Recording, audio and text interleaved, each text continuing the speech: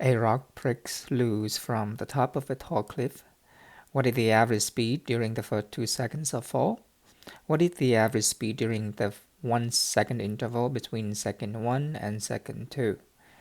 Find the speed of the falling rock at t equals 1 second and then at t equals 2 seconds.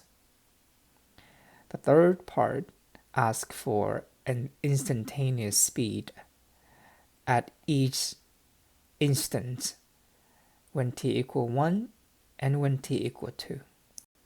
First, we recognize that this is a projectile motion, and from algebra we know that the position for any projectile motion is s of t equals 1/2 times the gravity times t squared with the minus in the front, plus the initial velocity times t plus the initial position s sub 0, where s sub 0 is the initial position, v sub 0 is the initial velocity when time equals 0, and g is the gravity.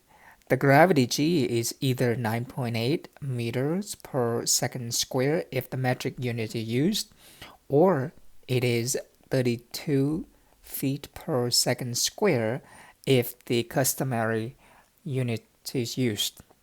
In this case, it is not clear whether meters is used or feet is used, and so we're going to have to pick one. It doesn't really matter which. If we choose the metric unit meters, then we have to use the gravity 9.8. But if we were to use the customary unit feet, then the gravity is 32. I'm going to use the customary units, so the gravity is going to be 32 feet per second squared. Alright, so s of t is negative 1/2.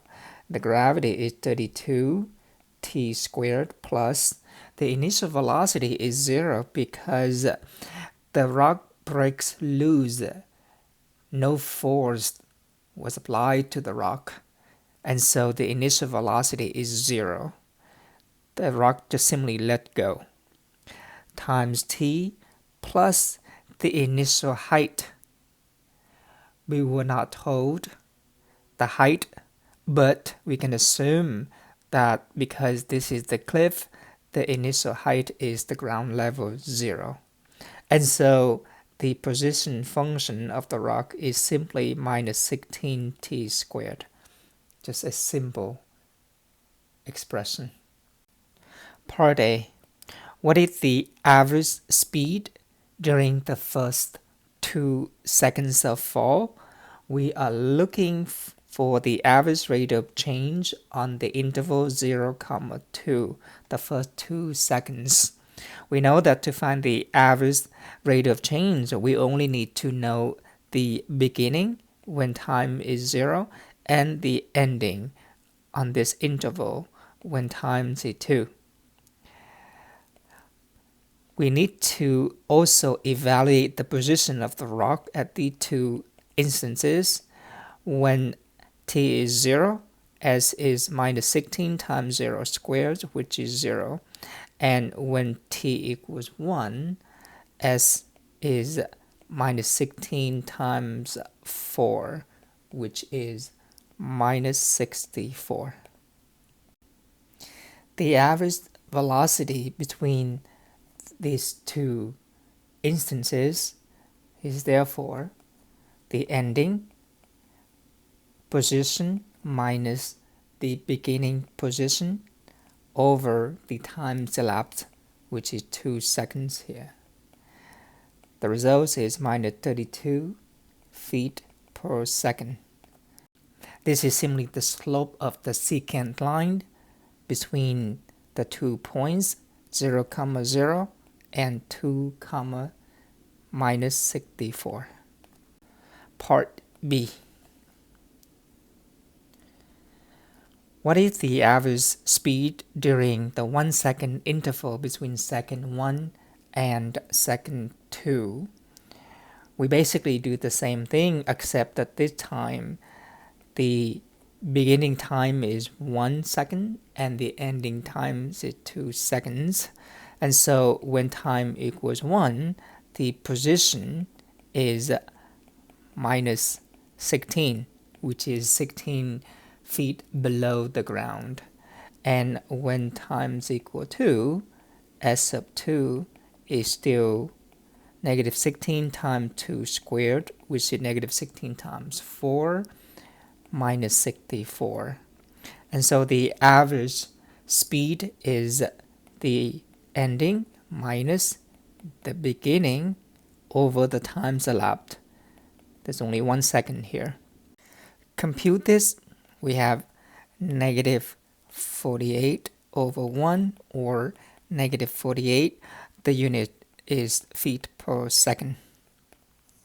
What this means is that on average, during t equals 1 and t equals 2, the rock is falling at the rate of negative 48 feet for every second. Part C. Find the speeds of the falling rock at t equals 1 second. Now this time we're not looking for the average speed, we are looking for the instantaneous velocity at t equals 1. Based on the discussion that we had, we will need to set up the difference quotient f of b minus f of a over b minus a, or f of a plus h minus f of a over h. We saw that it doesn't really matter which form we used. These will set up the average velocity near t equals 1, where a is 1. If we take b closer to a, then we can estimate the instantaneous velocity. If we take h go to 0, then we would achieve the same thing. So at t equals 1, we will set up the difference quotient f of a plus h minus f of a over h. In this case, a is 1, so f of 1 plus h minus f of 1 over h. Now, f of 1 is minus 16 times 1 squared, where we use f of t for s of t. And then f of 1 plus h is minus 16 times 1 plus h squared. Make sure you expand 1 plus h squared correctly. 1 plus h, the quantity squared, is 1 plus 2h plus h squared. This is 1 plus h times 1 plus h. And so this is minus 16 minus 32h minus 16h squared. We put these two expressions back to the difference quotient, where f of 1 plus h is minus 16 minus 32h minus 16h squared minus, and then f of 1 is minus 16. Don't forget that it is minus of negative 16 over h.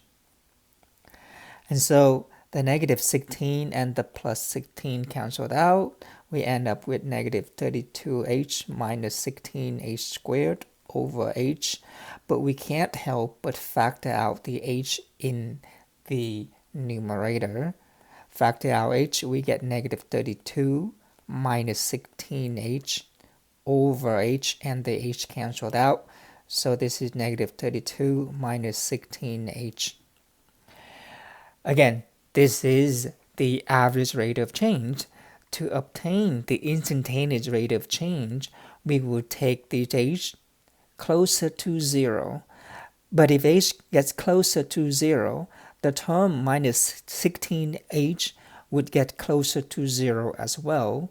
And so we would end up with minus 32. And this negative 32 is now the instantaneous velocity, and the unit is feet per second.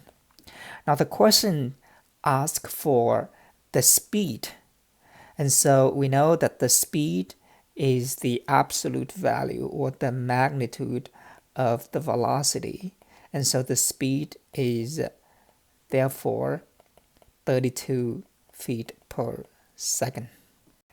To find the instantaneous velocity at t equal 2, we would simply do the same thing except that we replace a with 2.